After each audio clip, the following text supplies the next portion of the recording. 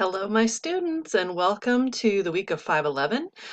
We have got not too terribly much left of our rock unit to go through, but we are going to be finishing that up in the next about week and a half. I think this week we have metamorphic rocks to do, and yeah, then we're going to be moving on to the water cycle.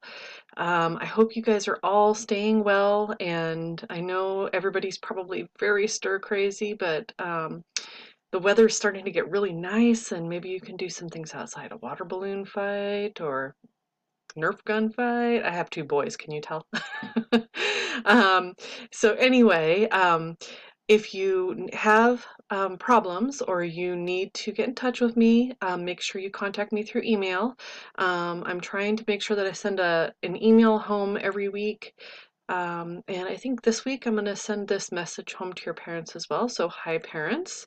And you can always check on Skyward to see where you're at with your assignments. You shouldn't be able to see a grade, but you'll see if they're completed or not completed, your assignments.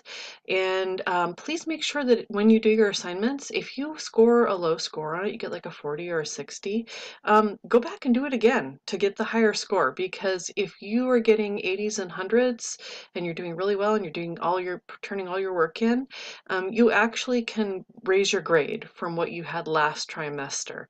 It won't go down compared to last trimester, but you can raise it. So those of you who really are ambitious and want to raise your grade, go back and redo those assignments and make sure you've got them right. Parents, if you have any questions, please contact me via my email. It's jpollard, JPOLLARD, like dog, at rentonschools.us. I hope, again, you guys are all doing well and talk to you soon. Bye-bye.